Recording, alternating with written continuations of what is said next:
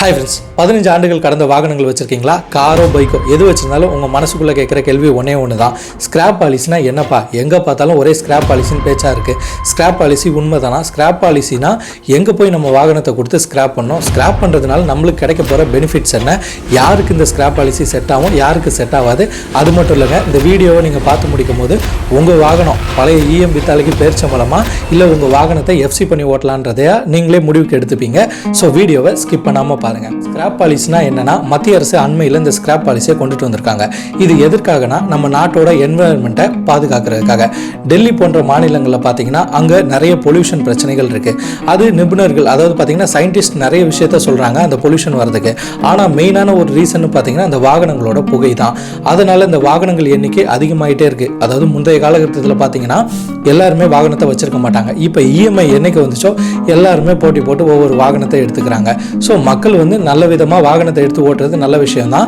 ஆனால் என்னன்னா, இதன் மூலிமா நிறைய, அதாவது மெயின்டெனன்ஸ் இல்லாத வாகனங்கள் சாலையில் செல்வதனால அதில் வர புகையினால நாட்டுக்கு பாதுகாப்பு இல்லாத சூழ்நிலை ஏற்படுது. அதனால ஸ்கிராப் பாலிசியை எடுத்துட்டு வரணும்னு கொண்டு வரப்பட்டது தான் இந்த ஸ்கிராப் பாலிசி. இது எந்தெந்த வாகனங்களுக்கெல்லாம் இந்த ஸ்கிராப் பாலிசி இப்போ உகந்ததுன்னு பார்த்தா, இப்போ உங்கள் வாகனத்தை வச்சிருக்கீங்க, அந்த வாகனத்துக்கு எவ்வளவோ மெயின்டெனன்ஸ் செய்கிறீங்க, ஆயிரக்கணக்கில் அதுக்கு செலவு பண்ணிகிட்டே வரீங்க. அப்போ அந்த வாகனம் எவ்வளோ மெயின்டெனன்ஸ் செஞ்சாலும் அதில் மறுபடியும் பிரச்சனை வந்துட்டு தான் இருக்குது. அதை எஃப்சி பண்ணி ஓட்டினாலும் இப்போ மத்திய அரசு எஃப்சி ரேட்டை வேறு அதிகப்படுத்திட்டாங்க. அது எஃப்சி பண்ணி ஓட்டினாலும் மறுபடியும் பிரச்சனை தான் வைக்கிறன்றவங்களுக்கு இந்த ஸ்கிராப் செட் ஆகும். அதாவது இந்த ஸ்கிராப் பாலிசியில் நீங்கள் எங்கே போய் கொடுக்கலான்னு கேட்டிங்கன்னா, சென்னை போன்ற சிட்டியில் பார்த்தீங்கன்னா, அதாவது புதுப்பேட்டை, சென்ட்ரல், எக்மூர், இந்த மாதிரி நிறைய இடத்துல இந்த ஸ்கிராப் கம்பெனிகள் இருக்குது. ஆன்லைனில் நீங்கள் போட்டு பார்த்தாலே, அதாவது பார்த்தீங்கன்னா இன்டர்நெட்டில் நீங்கள் டைப் பண்ணி பார்த்தாலே எந்த இடத்துலலாம் ஸ்கிராப் செய்யப்படும்னு போட்டிருப்பாங்க. அவங்களோட நம்பர்களும் கொடுத்துருப்பாங்க. உங்கள் வாகனங்கள் வீட்டிலே நிறுத்தி வைக்கப்பட்டுட்டு, அதாவது பார்த்தீங்கன்னா ஓட்டவே முடியாது, ஸ்டார்ட் பண்ணவே முடியாதுன்ற வாகனத்தை கூட அவங்க டோவிங் வண்டியை வச்சு உங்கள் வாகனத்தை எடுத்துகிட்டு போயிடுவாங்க. இப்போ உங்களுக்கு எவ்வளோ அமௌண்ட் கொடுப்பாங்கன்னா, அதாவது எக்ஸாம்பிளுக்கு ஒரு ஸ்கார்பியோ மாதிரி காரை பார்த்துப்போம். இப்போ ஸ்கார்பியோ கார் நீங்கள் வச்சுருக்கீங்க, அது ஓடவே இல்லை, அப்படியே நிற்குது, இன்ஜின் பழுதாயிடுச்சு. அதை டீலர்கிட்ட கொண்டு போய் கொடுத்தீங்கன்னாலும் அடிமாட்டு விலைக்கு தான் கேட்பாங்க. ஸோ மற்றவங்களும் அந்த காரை எப்படி வாங்குவாங்க? ஓட்டி பார்த்தோன்னே அந்த காரோட குறைபாடை கண்டுபிடிச்சிடுவாங்க இல்லையா? ஸோ அந்த மாதிரி கார்களை அவங்க டோயிங் மிஷின் வச்சு எடுத்துப்பாங்க. எவ்வளோ அமௌண்ட் கொடுப்பாங்கன்னு கேட்டிங்கன்னா, அதுலேயும் பார்கிங் தாங்க. நீங்கள் உங்களுக்கு பேச்சு திறமை இருந்துச்சுன்னா நல்லா பேசி நீங்கள் அவங்ககிட்ட பார்கிங் பண்ணி ஒரு 60 to 70 ரூபாய் வரைக்கும் வாங்கிக்கலாம். இப்போ ஸ்கிராப் சர்டிஃபிகேட் உங்களுக்கு வேணும்னா 50,000 60,000 தான் உங்கள் கையில் கொடுப்பாங்க. ஸ்கிராப் சர்டிஃபிகேட் வேண்டாம், இந்த வண்டி எப்படியாச்சும் விற்றா போதுன்னா அதுக்கும் சில கம்பெனிகள் இருக்குது. அது என்ன கம்பெனிகள்னு நான் சொல்ல மாட்டேன், ஏன்னா அது தவறான விஷயம். அவங்க உங்களுக்கு ஸ்கிராப் சர்டிஃபிகேட் கொடுக்க மாட்டாங்க. அதுக்கு மாறாக உங்கள் வண்டி எடுத்துப்பாங்க. கிட்டத்தட்ட உங்களுக்கு 1 லட்ச ரூபா வரைக்கும் கூட கொடுத்துருவாங்க, பழைய மாடல் ஸ்கார்பியோ இருந்தாலும் சரி. இதை எப்படி பார்த்து எடுக்கிறாங்கன்னா, அதோட இன்ஜின், அதோட ஸ்பேர்ஸ் எல்லாம் இருக்குது பார்த்தீங்களா, உதிரி பாகங்கள், அதோட மெட்டல் ரேட்டு, அதாவது இன்னைக்கு கரண்ட்டில் சிட்டியில் எவ்வளோ அந்த மெட்டல் ரேட்டு போதோ அதுக்கேற்ற மாதிரி எடுத்துப்பாங்க.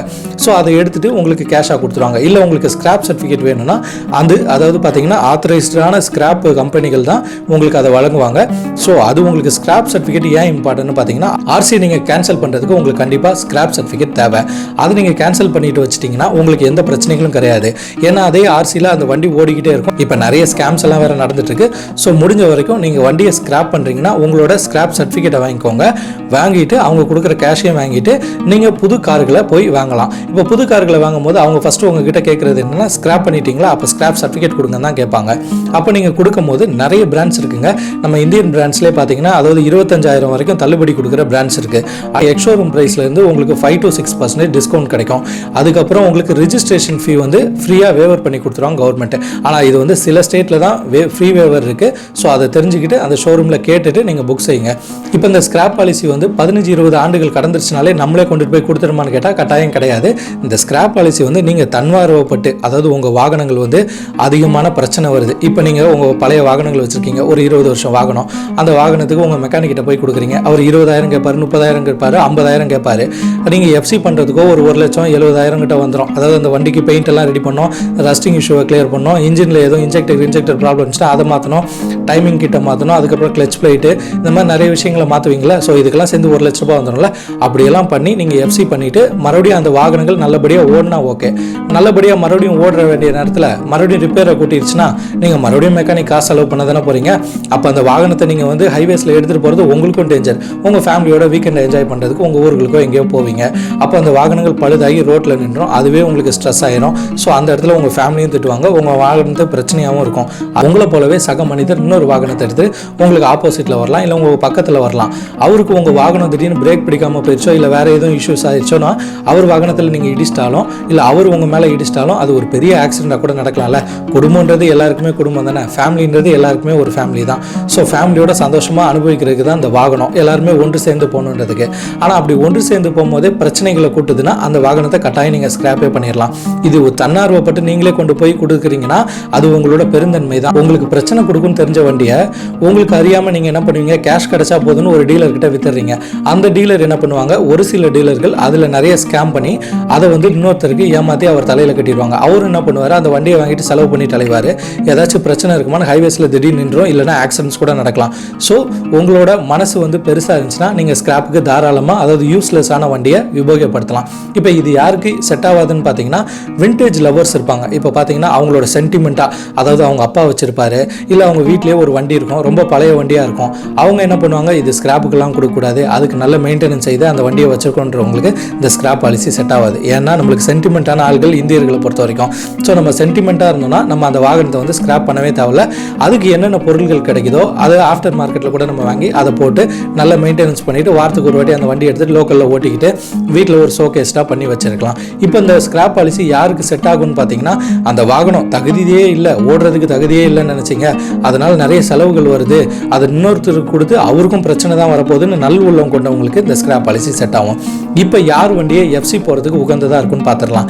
இப்போ எஃப்சி போகிறதுக்கு உகந்ததான வண்டின்னு பார்த்தீங்கன்னா, நீங்கள் 15 ஆண்டு இல்லை 20 ஆண்டு வண்டி எந்த ஆண்டு வச்சிருந்தாலும் சரி, அந்த ஆண்டு வண்டி நல்ல மெயின்டெனன்ஸாக இருக்கணும். இப்போ பார்த்தீங்கன்னா நல்ல மெயின்டெனன்ஸ்னால் உங்களுக்கு இந்த கிளச்லேயோ பிரேக்கிங் இஷ்யூவோ இல்லை இன்ஜின்லேயோ இன்ஜெக்டர்லையோ வேறு எந்த பிரச்சனைகளும் வரக்கூடாது. அந்த வண்டியை பர்ஃபார்மன்ஸும் உங்களுக்கு நல்லாவே இருக்கணும், உங்கள் குடும்பத்தோடு செல்றதுக்கு இலகுவாகவே இருக்கணும். அந்த வண்டியில் பார்த்தீங்கன்னா ரஸ்டிங் இஷ்யூலாம் இல்லாமல் நல்லபடியாக நீங்கள் மெயின்டெனன்ஸ் பண்ணி வச்சுருந்தீங்கன்னா அந்த வண்டியை தாராளமாக நீங்கள் எஃப்சி பண்ணலாம். ஏன்னா இன்றைக்கி புது வண்டி விற்கிற விலைக்கு நீங்கள் போய் வாங்கினீங்கன்னா 6-7 லட்சம் ஆகுது. அதுக்கு பதிலாக அந்த பழைய வண்டிக்கு ஒரு 1 லட்ச ரூபா செலவு பண்ணி நல்லா ரெடி பண்ணி எஃப்சி கட்டணங்கள் உயர்வுனா என்ன, புது வண்டி போகிறதுக்கு இந்த பழைய வண்டியை நம்மளுக்கு போதும்னு நினச்சி யூஸ் பண்ணுறவங்களுக்கு தாராளமாக எஃப்சி பண்ணி அந்த வாகனத்தை இயக்கலாம். இப்போ இந்த வீடியோவோட முடிவில் நம்ம சொல்ல வர்றது என்னன்னா, உங்கள் வாகனம் தகுதியான இருக்கிற பட்சத்தில் நீங்கள் அந்த வாகனத்தை நல்ல மெயின்டெனன்ஸ் பண்ணியிருந்தீங்கன்னா தாராளமாக எத்தனை வருஷம் ஆனாலும் மெயின்டெனன்ஸ் பண்ணி ஓட்டுங்க. கட்டணங்கள் அதிகம்னாலும் நீங்கள் அதை யார்கிட்டையும், அதாவது அடிமாட்டு விலைக்கு விற்க தேவையில்ல. அதுக்கு மாறாக உங்கள் வாகனங்களில் எப்போ பார்த்தாலும் பிரச்சனை வந்துக்கிட்டே இருக்குது, மெயின்டெனன்ஸ் பண்ணுறதுக்கும் அதிகமான செலவாகுதுன்னா நீங்கள் தாராளமாக, அதாவது ஸ்கிராப்புக்கே உட்படுத்தலாம். நீங்கள் இன்னொருத்தர்கிட்ட போயிட்டு இந்த வண்டியை அடிமாட்டு விலைக்கு விற்றாலும் அவர் வாங்குறவருக்கு எதுவும் பிரச்சனை வரப்போகுது, இல்லைனா அடிமாட்டு விலைக்கு வாங்கி உங்களுக்கும் நஷ்டங்கள் தான் ஏற்பட இருக்குது. இப்போ ஸ்கிராப்புக்கு உட்படுத்தினீங்கன்னா, அதாவது உதாரணத்துக்கு ஒரு ஸ்கார்பியோ வச்சுருக்கீங்க, அது ஒரு 2.5 லட்ச ரூபாய் கொடுத்து செகண்ட் ஹேண்டில் வாங்கியிருக்கீங்க, உங்களுக்கு செலவே வச்சிருச்சு, அது உங்கள் வீட்டிலே அப்படியே நின்றுட்டு இருக்கு. நல்ல ஒரு ஸ்கிராப் கம்பெனியை கான்டாக்ட் பண்ணி அந்த கம்பெனிக்கு கொடுத்துட்டீங்க. அவங்க உங்களுக்கு என்ன பண்ணுறாங்க, ஸ்கிராப் சர்டிஃபிகேட்டோட ஒரு 50,000 60,000 கொடுக்குறாங்க.